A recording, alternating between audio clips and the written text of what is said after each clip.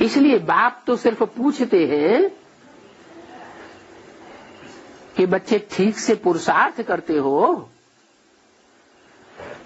क्या करते हो? पुरुषार्थ। ये नहीं पूछा कि शरीरार्थ करते हो, हैं? देह अर्थ करते हो, ये पूछते हैं, या पुरुषार्थ अच्छी रीति से करते हो, ये पूछते हैं। क्या पूछते हैं? पुरुषार्थ ठीक से करते हो, ऐसे क्यों पूछते? अरे देह में टांग टूट जाए तो नहीं पूछेंगे, हैं? क्यों नहीं पूछेंगे? अरे देह का हिस्सा टांग नहीं है, हैं? टांग तो है तो, लेकिन जानते हैं ये तो अल्पकाल की चीज है। टांग टूट गई, एक जन्म के लिए टांग टूट गई तो क्या बड़ी बात हो गई। लेकिन पुरुष माने आत्मा। पुरुष माने क्या? जो शरीर रूपी पुरी में शयन करने वाली है, आनंद करने वाली है, वो कौन है? आत्मा। वो आत्मा अगर टूट गई, क्या दुखी हो गई संगम युग में, तो समझो जन्म जन्मांतर की प्राप्ति में तराप आ गई। इसलिए बाप कहते हैं संगम युग है मौजों का युग।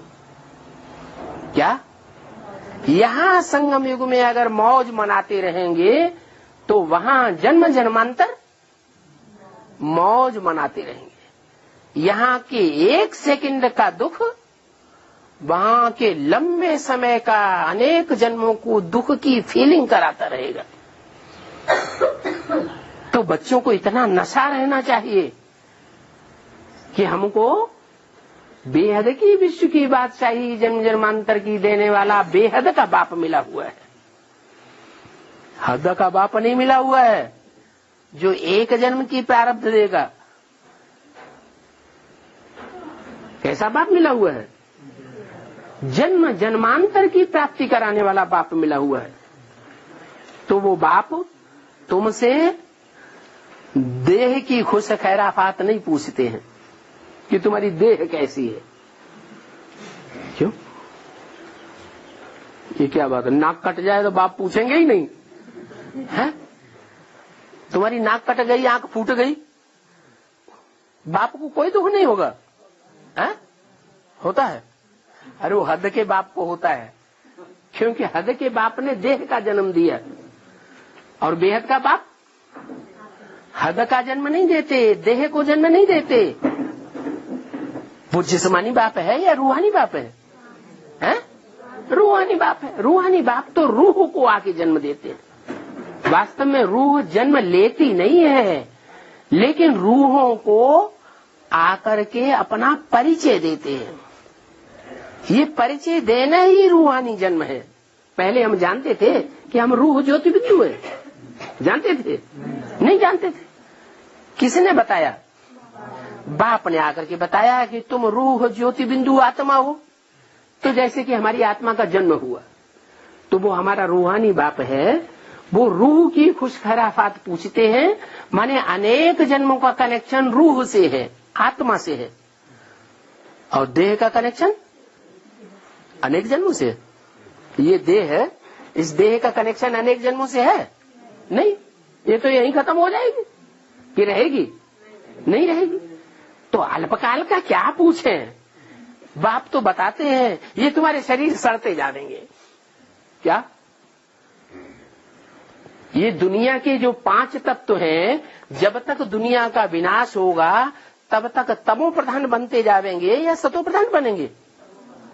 ये 5 तत्व तो तमो प्रधान ही बनते जाएंगे, और 5 तत्व तमो प्रधान बनते जाएंगे तो उन 5 तत्वों से बना हुआ ये जो शरीर है तुम्हारा, वो तमो प्रधान बनता जाएगा, सड़ता जाएगा या सुधरता जाएगा?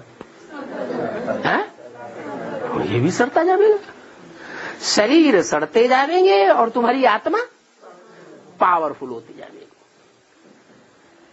इसलिए बताया कि बाप तुम्हारे देहार्थ पुरुषार्थ की, वो देहार्थ की बात नहीं पूछते। क्या पूछते हैं? पुरुषार्थ की बात पूछते हैं। तुम्हारा पुरुषार्थ ठीक चल रहा है? अगर पुरुषार्थ ठीक चलेगा, आत्मा के अर्थ जो तुम प्रयत्न करते हो उसको कहा जाता है पुरुषार्थ।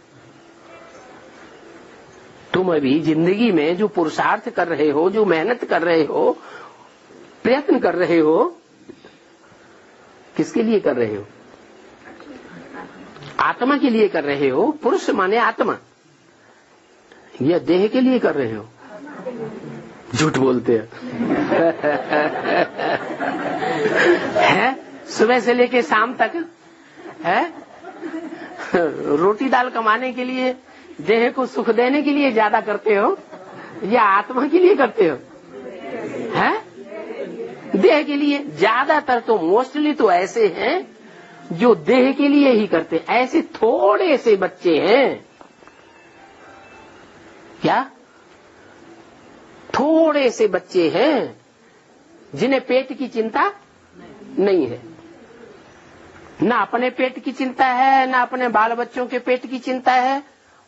उनके अंदर ये निश्चय बैठा हुआ है कि बेहद का बाप आया हुआ है, बेहद के बाप की सर्विस में रहेंगे तो भले दुनिया में अकाल पड़े, दुनिया को एक बूंद पानी की मिले न मिले, एक रोटी का टुकड़ा दुनिया वालों को मिले न मिले, लेकिन हम बेहद के बाप के बच्चों को जो ईश्वरीय सेवा में रहते हैं उनको भरपेट भोजन जरूर मिलेगा। बेहद के बाप ने आकर के हमको गारंटी दी है। तो उनके लिए कहेंगे पुरुषार्थ में लगे हुए हैं। काहे में लगे हुए हैं? पुरुष आत्मा के अर्थ लगे हुए हैं। देह के लिए नहीं मरते हैं। काहे के लिए प्रयत्न करते हैं?